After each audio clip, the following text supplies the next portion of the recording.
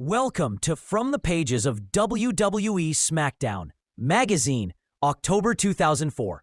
The issue bursting at the seams with Olympic intensity, Doctor of Thugonomics swagger, fashion mayhem, foreign phenoms, outrageous characters, villain rankings, ring legends, charity chaos, and more blue brand attitude than even prime 2004 SmackDown could contain.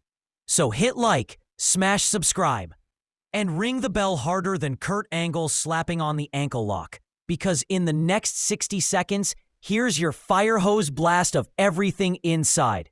We meet the real Kurt Angle as the magazine peels back the intensity, the obsession, and the burning hatred toward Eddie Guerrero heading into SummerSlam. John Cena goes full throwback at the Mitchell & Ness headquarters as he checks out vintage gear and exclusive threads. Rene Dupree reinvents himself as a single star and explains his rise from French phenom to credible contender. Fans rank the greatest villains in WWE, and the results get weird. The magazine counts down the 25 strangest superstars in history, from the gobbledygooker to the Red Rooster and beyond. Kenso the Bronze Warrior storms in from Japan with stiff strikes and stiffer interviews. Letters weigh in on everything from heel turns to hairstyles. Rico takes over the runway with fashion judgment that not even the divas can escape. Smack Talk unleashes behind-the-scenes chatter. Ivan Putski gets the 24/7 spotlight. The Lowdown dishes hot gossip and storyline heat. DVD reviews cover the latest releases, trivia blows minds, flashback photos dive into nostalgia, and full-blooded charity wraps it all together. And now the giant tour begins as the magazine kicks off with bold blue brand confidence. We crash directly into the feature declaring, "Meet the real Kurt Angle," where 2004 Angle is shown as a man unraveling. A man who once smiled for Wheaties boxes, now consumed by pure hatred toward Eddie Guerrero after their WrestleMania classic.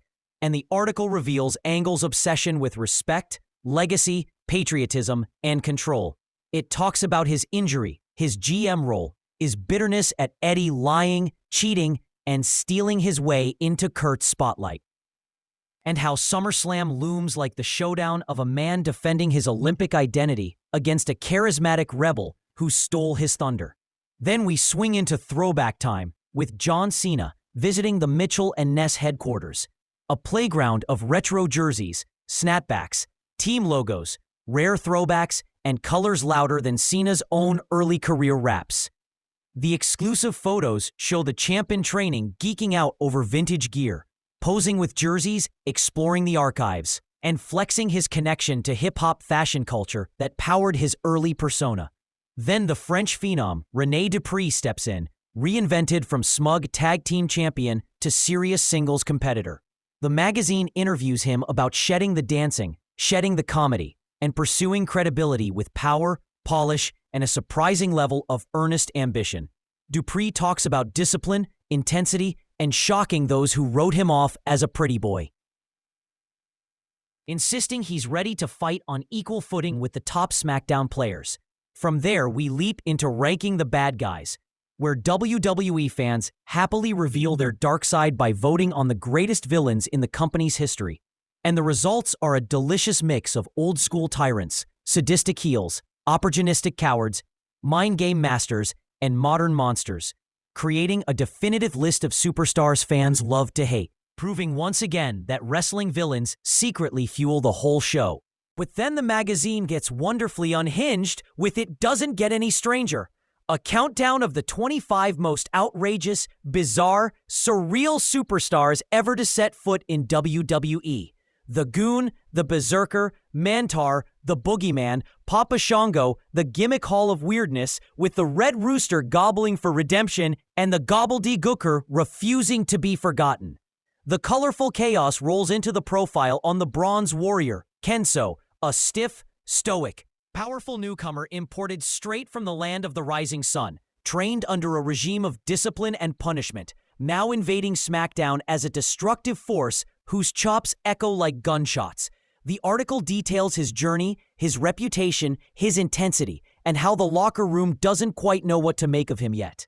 After the chaos of features, we slide into letters, where fans debate storylines, praise their favorites, rant about booking, beg for pushes, and argue about heels, masks, theme songs, and everything under the sun in true 2004 fan fashion.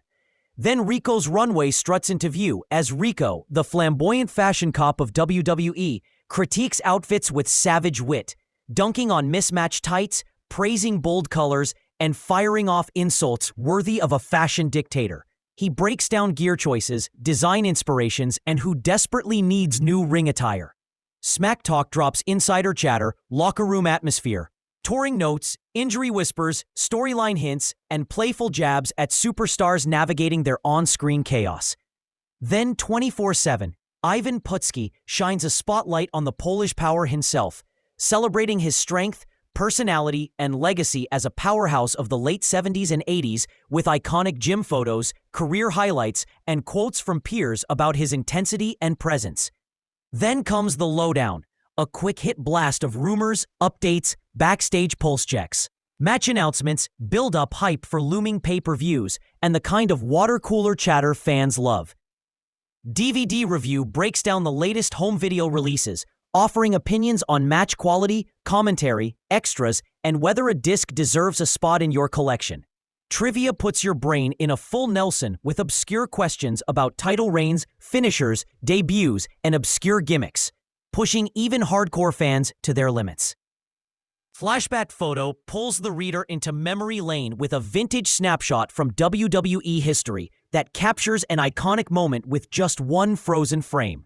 And finally, Full-Blooded Charity wraps up the issue, highlighting community work, goodwill appearances, and the charitable side of WWE that doesn't always make TV, but shows wrestlers giving back beyond kayfabe.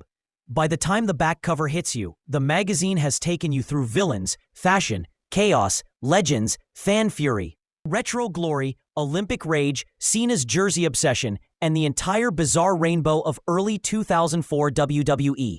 A blue brand scrapbook of attitude, aggression, style, and pure entertainment captured in glossy pages.